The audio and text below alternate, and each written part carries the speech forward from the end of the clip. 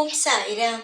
என் அன்பு செல்லமே, என்னுடைய அழகான தங்கமே, மாறும் மாறும் என்று நம்புகிறாய். உன்னுடைய வாழ்க்கையில் இருக்கும் அனைத்தும் மாறும் என்று நம்புகிறாய். உன்னை சுற்றி இருக்கும் அனைவருமே மாறுவார்கள். நமக்கு பிடித்தது போல் நம்முடைய அன்பையும் பாசத்தையும் நம்முடைய அக்கறையையும் அவர்கள் புரிந்து கொள்வார்கள் என்று நம்புகிறாய். ஆனால் உன்னை நம்ப நீ மறுக்கிறாய். அவர்களுக்கெல்லாம் நீ ஒரு நம்பிக்கையாக சொல்கிறாய் பார், நிச்சயமாக அவர்கள் மாறுவார்கள் என்று. ஆனால் உன் வாழ்க்கை மாறும் என்பதை ஏன் நீ மறுக்கிறாய்? தங்கமே, வாழ்க்கை மாற வேண்டும் என்றால் அதற்கு நீ மாற வேண்டும். மற்றவர்களை நம்புவதை விட்டுவிட்டு உன்னை நீ நம்பிப்பார், உன் வாழ்க்கை நிச்சயமாக மாறும்.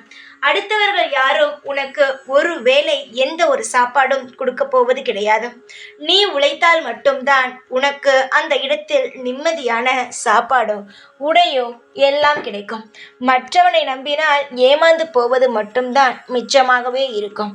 ஏனென்றால் எவன் எப்பொழுது யார் காலை வாரி விடுவான் என்பது யாருக்குமே தெரியாத. புரிகிறதா? உனக்கு நிறைய முறை இது போன்ற சம்பவங்கள் நடந்திருக்கிறது.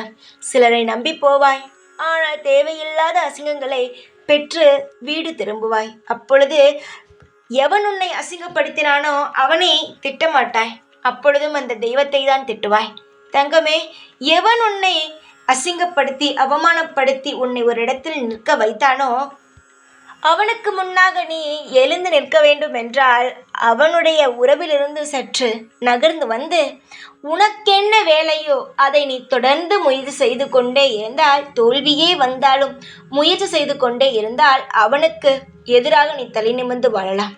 அவன் என்னை திட்டிவிட்டான், அவன் என்னை கேவலப்படுத்தி விட்டான், இதற்கெல்லாம் காரணம் அந்த தெய்வம்தான்.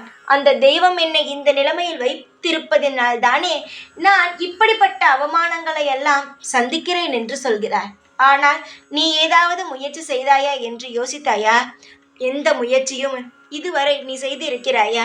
தோல்வி அடைந்தால் உடனே அந்த விஷயத்திலிருந்து நகர்ந்து அடுத்த கட்டத்திற்கு போய்விடுகிறாய். எடுத்தவுடன் யாருக்கும் எப்பொழுதும் வெற்றி கிடைத்தது கிடையாது. சிலருக்கு 2-3 ஆண்டுகள் கழித்து கூட மிகப்பெரிய வெற்றியெல்லாம் கிடைத்திருக்கிறது. அது உனக்கும் தெரியும். அப்படி இருக்கும் பொழுது ஏன் உன்னால் சிறு தோல்வியை கூட சந்திக்க மனம் மறுக்கிறது? நீ என்னுடைய குழந்தை. உன்னை ஒவ்வொரு நாளும் வாழ வைத்து சந்தோஷப்படுத்துவேன். நீ எந்த ஒரு நாளும் யாருக்கும் தோற்று போக விடமாட்டேன். அதற்கு உன்னுடைய ஒத்துழைப்பும் எனக்கு தாராளமாக வேண்டும். உன்னுடைய ஒவ்வொரு அசைவிலும் இனி வெற்றிகள் சூட வேண்டும் என்றால் அதற்கு நீயும் முயற்சிகள் செய்ய வேண்டும். இதற்கு முன்பு தோற்று போனதை அனைத்தையுமே மறந்துவிடேன். இதற்கு பிறகு பார், அனைத்துமே உனக்கு வெற்றியாக இருக்கும். இதற்கு முன்பு நடந்ததை ஒரு பாடமாக எடுத்துக்கொண்டு இனி ஒவ்வொரு விஷயங்களையும் நகர்த்தி கொண்டே வா. அனைத்து காய்களும் உனக்கு வெற்றி காய்களாக ஆகும். உனக்காக நான் இருக்கேன் ஒவ்வொரு நிமிடமும். அதை மட்டும் எந்த நாளும் மறந்து விடாதே. எப்பொழுதுமே உன் கூடவே இருப்பேன். இந்த சாய்நான். ஓம் சாய்ராம்.